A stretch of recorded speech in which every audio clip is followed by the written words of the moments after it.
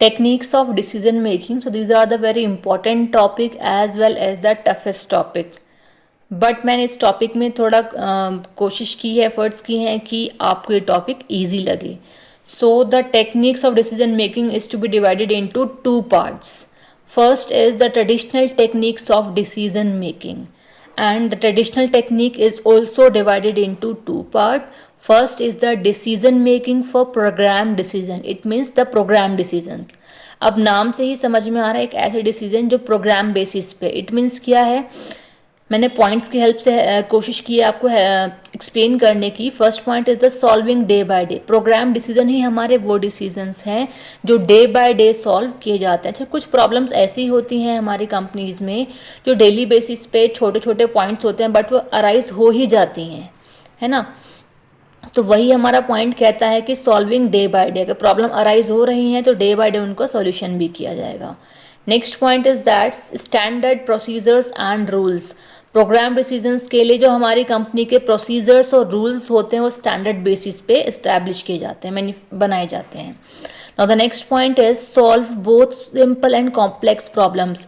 हमारी कंपनी में चाहे प्रॉब्लम सिंप्लेक्स हो चाहे फिर कॉम्प्लेक्स प्रॉब्लम हो बट वो सॉल्व कर दी जाती हैं डे टू डे बेसिस पे. Next point is decisions are of routine nature. जो हमारे डिसीजंस लिए जाते हैं प्रोग्राम डिसीजन में वो रूटीन नेचर के होते हैं. रूटीन मतलब डेली रूटीन बेसिस पे फुलफिल कर दिया जाता है, क्लियर किया जाता है उन्हें. Next point is routine problems.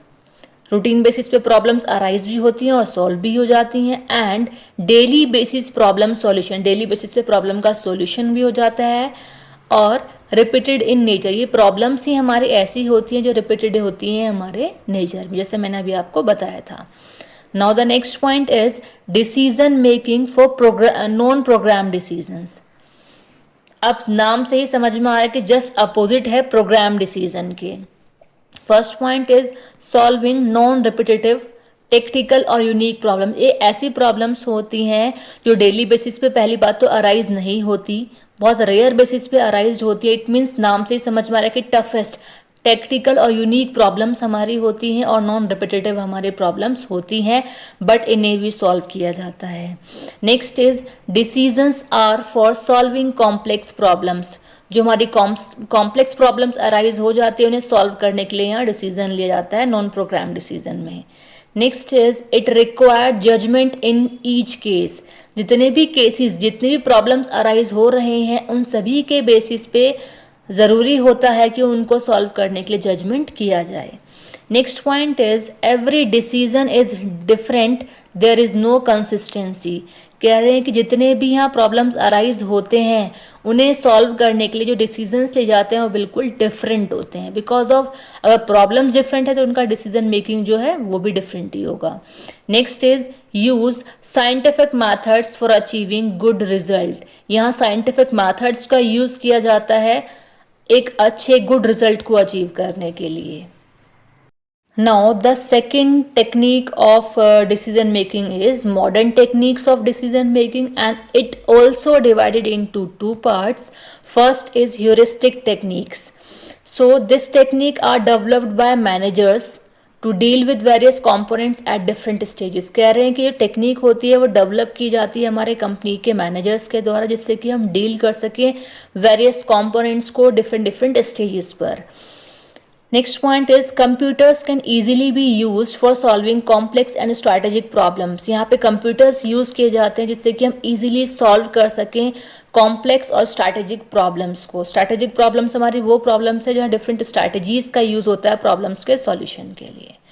Next point is heuristic technique in decision making are mental shortcuts. ये mental shortcuts हैं और rules of thumb that help us to make quick decisions, satisfactory judgements and solutions. तो main thing is that कि हमारे जो decisions लिए जाते हैं वो क्विक होते हैं, जो जजमेंट होते हैं वो सेटिस्फैक्ट्री जजमेंट्स होते हैं एंड सॉल्यूशंस इन प्रॉब्लम्स का या फिर डिसीजंस के बेसिस से प्रॉब्लम का सॉल्यूशन हो जाता है. Now the next point is participative decision making.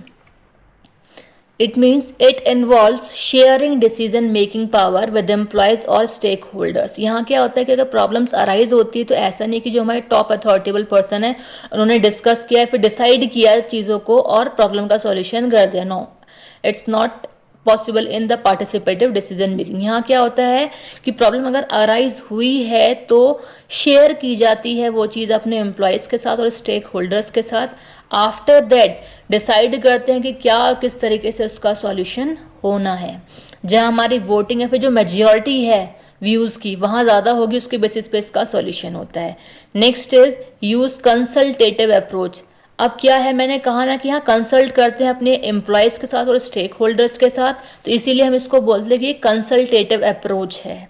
Consult किया जाता है विद देयर एम्प्लॉयज़ और stakeholders. Last point is the better decisions. यहाँ डिसीजंस बेटर होते हैं बिकॉज ऑफ प्रॉब्लम्स जो अराइज होती हैं फिर जो प्रॉब्लम फेस करनी पड़ती है स्पेशली वो हमारे एम्प्लॉयज़ और स्टेक होल्डर्स ही फेस करते हैं। तो अगर प्रॉब्लम का सॉल्यूशन पूछा जाए तो भी अगर मैं बात करूं तो अगर प्रॉब्लम्स फेस उन्हें करनी पड़ रही हैं तो कहीं ना कहीं प्रॉब्लम का सॉल्यूशन जो परफेक्टली है वो ही बता सकते हैं, तो इसीलिए उनके भी व्यूज़ यहाँ लिए जाते हैं। तो रिजल्ट कहीं ना कहीं हमारा परफेक्टली अचीव हो जाता है।